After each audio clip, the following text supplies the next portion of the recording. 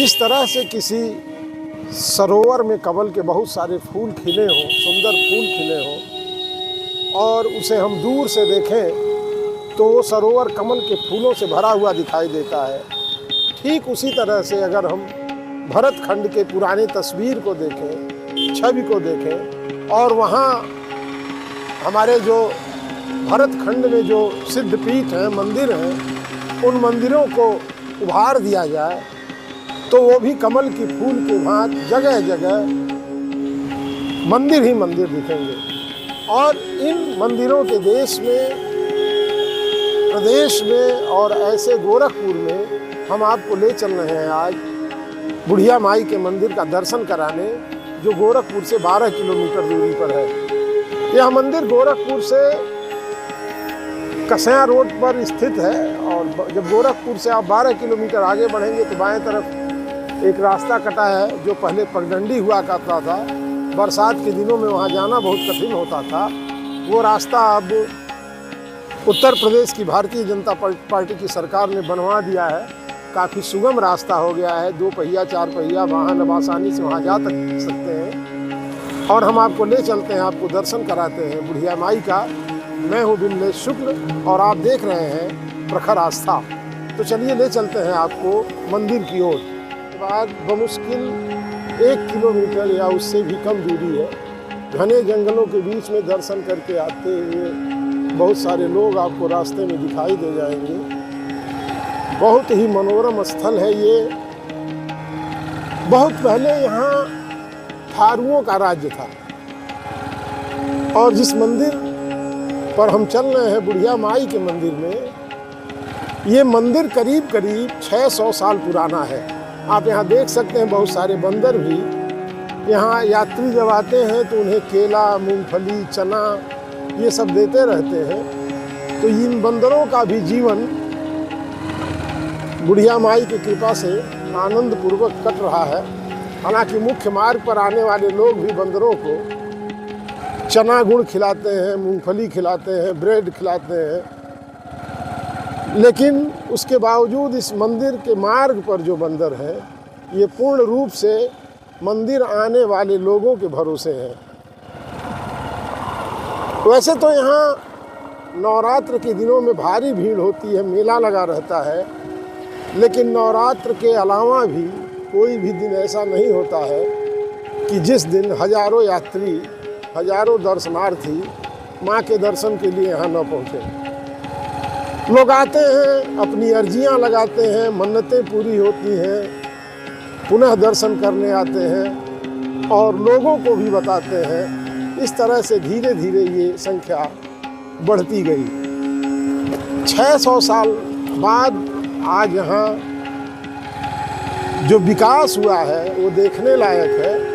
600 साल पहले जब थारुओं ने माँ की स्थापना की थी तो पिंडी के रूप में भगवती की स्थापना हुई थी। धीरे धीरे लोग आते गए, भीड़ बढ़ती गई, लोगों की मन्नतें पूरी होती गई। जैसे जैसे मन्नतें पूरी होती गई लोगों ने यहाँ आने का क्रम भी बढ़ा दिया। और जब आने का क्रम बढ़ा तो निश्चित रूप से सरकार का भी ध्यान इधर गया। और जब सरकार का ध्यान गया तो ये एक सुगम रास्ता मंदिर तक बनकर तैयार हो गया। मंदिर के पास धर्मशाला भी है। हालांकि बहुत पहले शुरुआती दौर में ये बहुत ही घना जंगल हुआ करता था और दिन डूबने के बाद पुजारी भी मंदिर से चला जाया करते थे। दर्शन करने वाले भी सुबह के बाद आते थे, लेकिन ये अब मिथक होता गया। धीरे धीरे ये मान्यताएं खत्म हो रही हैं और यहाँ देर रात तक भक्तों का आना जाना लगा रहता है। बहुत सारे लोग इस मंदिर पर पर्यटन के दृष्टि से भी आते हैं। ये बगल में ही एक नाला है और उस नाले से भी जुड़ी हुई कुछ कथाएं हैं, कुछ कहानियां हैं। लोक में प्रचलित 2 तरह की बातें हैं और वो दोनों कहानियां मैं अभी आपको मंदिर पहुंच करके सुनाऊंगा कि बुढ़िया माई की इतनी ख्याति क्यों हुई, बुढ़िया माई को लोगों ने कैसे जाना, इस स्थल की कैसे पहचान हुई हालांकि नवरात्रों में तो यहाँ भारी भीड़ होती है, लेकिन आम दिनों में भी बहुत सारे लोग आते हैं, सपरिवार आते हैं। यहाँ तमाम तरह के धार्मिक अनुष्ठान भी किए जाते हैं, लोग कड़ाही चढ़ाते हैं और सब बहुत सारे मन्नतें पूरे होने के बाद जो मान्यताएं होती हैं, उनके लिए जो भी उनकी मन्नतें पूरी होती हैं और जो उन्होंने संकल्प लिया होता है, वो सारे संकल्प बाद में आकर के लोग पूरा करते हैं। और इस तरह से यहाँ हमेशा भीड़ लगी रहती है। अब हम आपको ले चलते हैं बुढ़िया माई मंदिर की ओर और बताते हैं यहाँ की कहानी।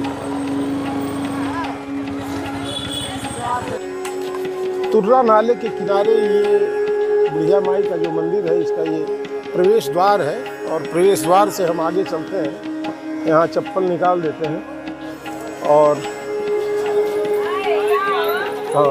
आगे बढ़ते हैं। ये करीब 25-30 साल पहले तक इस तरह से यहाँ बहुत सुख सुविधाएं नहीं थी, लेकिन धीरे धीरे ये स्थान जैसे जैसे लोगों का सहयोग मिलता गया, लोग आते गए, इसका विकास होता गया और आज ये भव्य और दिव्य रूप से आपके सामने है, जैसा आप देख सकते हैं। ये बहुत ही पुराना वृक्ष है। लोग यहाँ पर अपनी मान्यताओं के अनुसार धागा भी बांधते हैं। इस मंदिर की कहानी 600 साल पुरानी है। 600 साल पहले ये मंदिर तब अस्तित्व में आया जब यहाँ थारुओं का राज हुआ करता था। जो पहली प्रचलित कहानी है वो मैं आपको बता दूं कि एक बार की बात है कि इस नाले के इस पार और उस पार आपको मैं दिखा दूं नज़दीक से पहले, फिर यहाँ की जो कहानी है वो मैं आपको सुनाऊंगा, फिर माँ का दर्शन भी कराऊंगा। पहले हम चलते हैं थोड़ा सा आगे और जो कहानी यहाँ से जुड़ी हुई है वो ये है कि यहाँ एक नाला हुआ करता था और इस नाले पर एक लकड़ी का पुल बना हुआ था। उस लकड़ी के पुल से लोगों का आवागमन होता था, लोग आते थे। एक बार एक बारात जा रही थी, तो उस वैवाहिक कार्यक्रम में नर्तकियों का भी एक दल था, नृत्य करने वालों का एक दल था। तो एक बूढ़ी माता यहाँ प्रकट हुई और उन्होंने नाचने वालों से नृत्य करने के लिए कहा। तो लोगों ने कहा कि नहीं, हम बहुत जल्दी में हैं और हमें दूर जाना है, तो शादी के बाद लौटते समय हम आपको नृत्य दिखाएंगे। तो बाराती जाने लगे, नर्तक भी जाने लगे। तो उसमें जो उस मंडली का जोकर था, उसने बुढ़िया माई को नृत्य करके दिखाया और वो बड़ी प्रसन्न हुई। वापस में जब बारात आई तो बुढ़िया माई की फिर मुलाकात हुई। तो उन्होंने उस जोकर से कहा कि तुम इस बारात के साथ मत जाना। और कहा जाता है कि वो बारात जब उस लकड़ी के पुल से गुजरने लगी तो अचानक पुल टूट गया और सारे बाराती और नर्तकियों की वो मंडली, दूल्हा, सभी लोग उस तेज धार पानी में बह गए, लेकिन वो जोकर बच गया। और उसने जाकर के जब ये बात स्थानीय गांव में बताई तो लोगों ने बुढ़िया माई के बारे में जाना और यहाँ आने लगे और पिंडी के रूप में उनकी स्थापना करते, उनकी पूजा अर्चना करते। आप देख सकते हैं कि यहाँ मन्नतें पूरी होने के बाद ढोल नगाड़े भी अब बजाए जाते हैं, शादियाँ होती हैं और जो आज के आधुनिक ज़माने की बहुत सारी चीज़ें हैं धीरे धीरे यहाँ उपलब्ध होने लगी हैं। लोगों को यहाँ रोजगार के अवसर भी मिल रहे हैं। ये भगवान शिव का मंदिर है, आप सामने देख सकते हैं। योगी आदित्यनाथ की सरकार ने यहाँ काफ़ी पैसा दिया है। ये राम अधीन सिंह, जो सूर्यवीर मुकेश सिंह, योगेश्वर वीर विक्रम प्रताप सिंह, इनके द्वारा कूलाघाट महादेव झारखंडी के हैं। ये महादेव का मंदिर बनवाया गया है। ये सामने एक बड़ा सुंदर सरोवर बन गया है और इस पार से उस पार लोग कहते हैं कि आने के लिए पहले यहीं लकड़ी का पुल हुआ करता था। इसके बाद यहाँ जो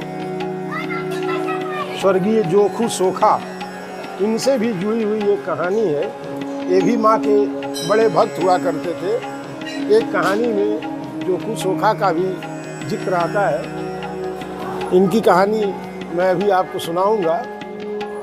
तो ये जोखू सोखा की साधना स्थली है। ये माँ के बड़े भक्त थे और इन्होंने माँ की बड़ी पूजा अर्चना की। सामने आप देख सकते हैं बुढ़िया माई का प्राचीन मंदिर। ये करीब 600 साल पुराना है। यहाँ धूना जलता है, लोग हवन अगरबत्तियाँ वगैरह यहाँ जलाते हैं। और यहाँ से सामने आप देख सकते हैं बुढ़िया माई का विग्रह है।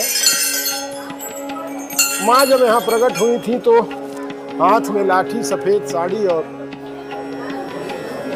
बहुत सारी जो एक बुजुर्ग की पहचान होती है, उन सारे पहचानों के साथ माँ का प्राकट्य हुआ था यहाँ।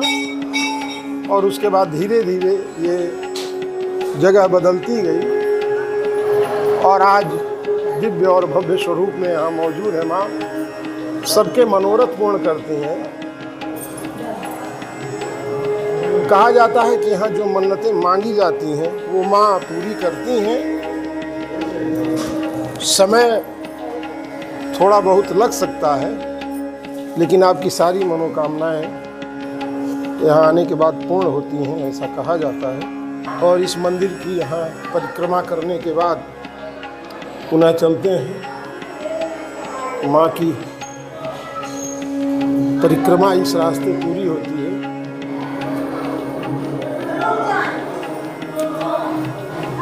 यहाँ पर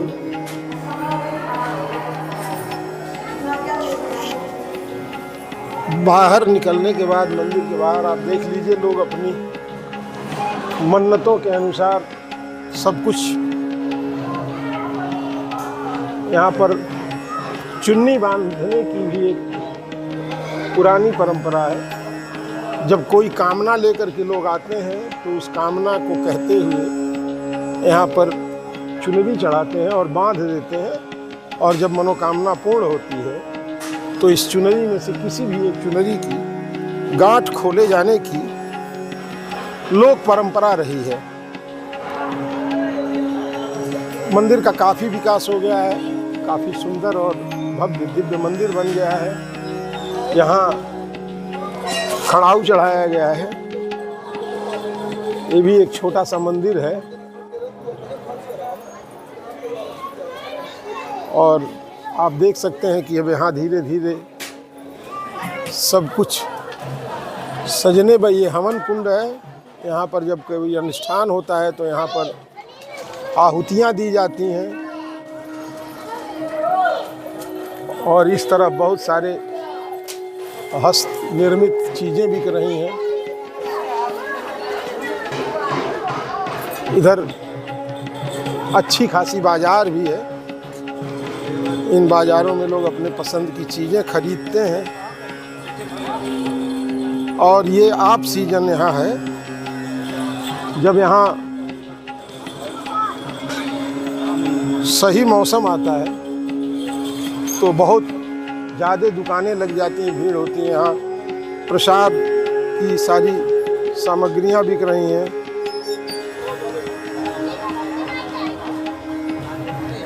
इस तरह से आप देख सकते हैं कि ये स्थान श्रद्धा और विश्वास का केंद्र है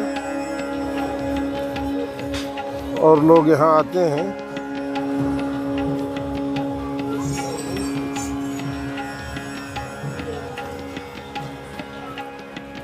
तो आप देख सकते हैं ये यहाँ का बाजार है।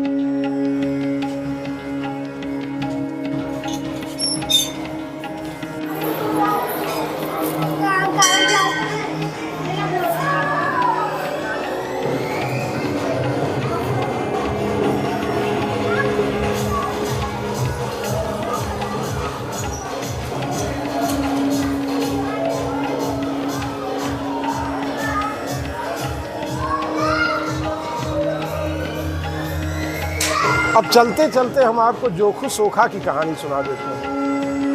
यहीं एक बिजरहा गांव है बगल में। जब जोखू की मौत हो गई तो लोगों ने इनका शव इसी तुर्रा नाले में प्रवाहित कर दिया।